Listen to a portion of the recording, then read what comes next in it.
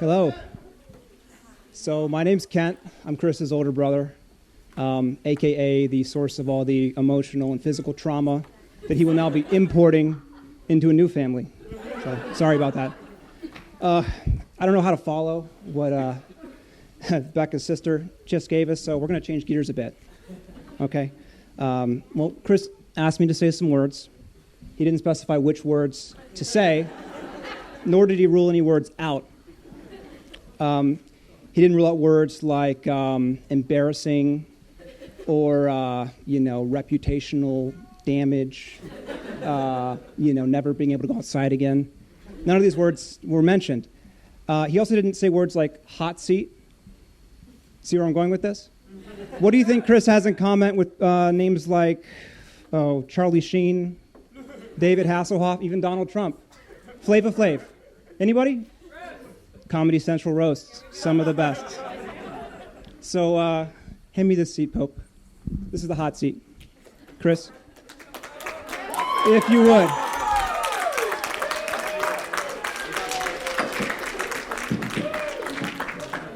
Is this a good angle? But this isn't about me. This is a family. Wasn't I just in the hot seat? You're back in the hot seat. This is a family event, and this is going to be a team effort. And I have some jokes right here. So I'd like it between 8 and 10 volunteers to come up and help me with this. You don't have to do that. So Pope, I know you're Lexi. Please. It's an open invitation. John, you want to do one? And no, John's here. Where's Rebecca? Yeah, if you could do one. Yeah. All right, if anybody else wants to come up as we go, feel free to. All right. Here. Everybody take a card. Yes. Make sure you speak close. Yeah.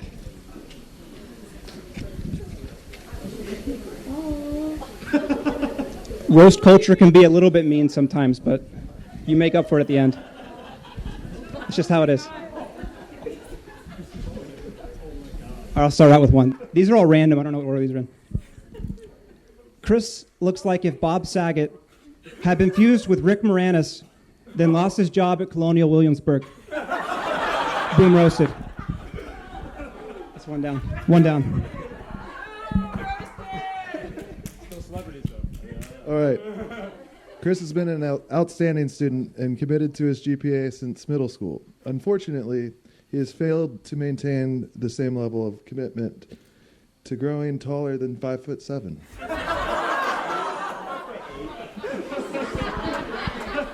Oh, man. Say boom roasted when you're done. All right. This one's hard for me to even read. Like growing up, I always looked up to Chris as like he was the brains, I was the bronze. So saying this about him, that means a lot about me being even worse. But Chris switched to a philosophy major during his sophomore year, majoring in the philosophy of giving up at the age of 20. Boom, roasted. Legend has it, if you manage to look Chris directly in the eyes for more than 3 seconds, you win a voucher good for getting out of the next 3 debates. Debates a lot. You and Kent both argue a lot. Chris was granted a full scholarship to Randolph-Macon College. Congratulations. After demonstrating a mathematical proof that he'd isolated the only woman on the planet polite enough to date him. I don't know if I read that. Boom roasted.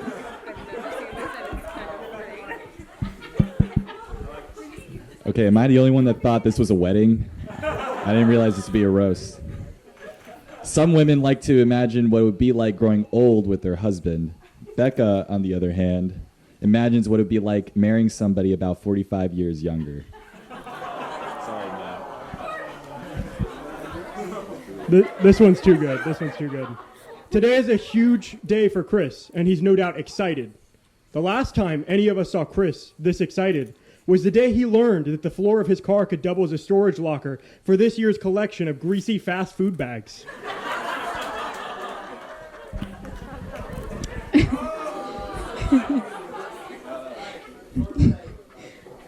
Chris's wardrobe looks like it was ordered out of a PBS documentary box set.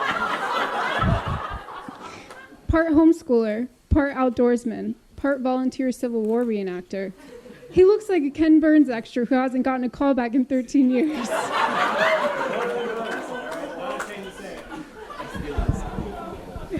We got a theme going here. At the very least, Chris has intelligence going for him. Intelligence enough to trick a beautiful woman into forgetting that she's marrying somebody that's 5'7". Roasted. All right, so Becca accepting Chris's proposal was only the second biggest surprise of our lives. The number one spot still belongs to finding out that this young woman tolerating Chris for over 6 years hadn't been a state-mandated social worker. Boom. Roasted. Hey, we all know Chris is a fan of, historic black powder rifles. He's a man of history. Favorite pastime of his is shooting at squirrels, groundhogs.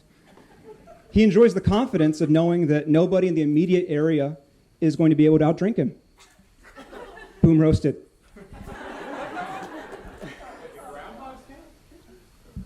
Because they're small and you can't drink very much. All right. You can't win them all. You have, I got it. No, who's next?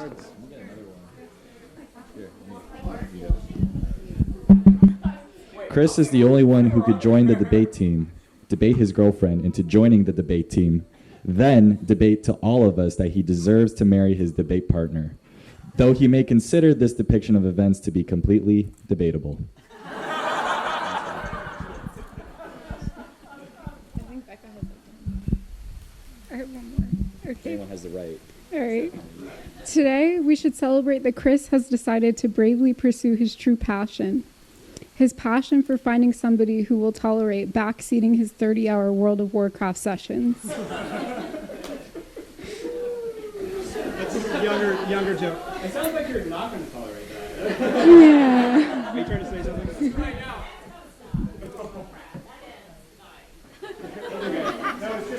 Please went down to 2. It's okay. The only person more weird and socially uncomfortable than Chris Cox is everybody standing in that same room with Chris Cox.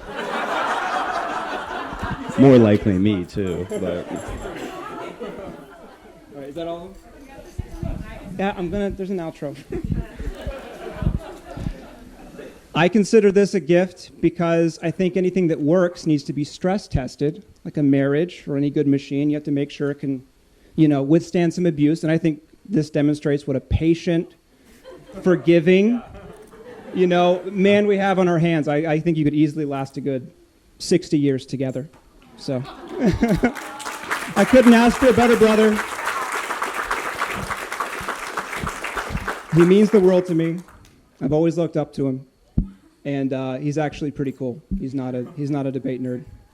I was make-believe. He's very cool. With that, good night. I'll hand this off. Thank you, Kent. Thank you, Bethany. Please raise your glasses one more time for the new Mr. and Mrs. Cox, everyone.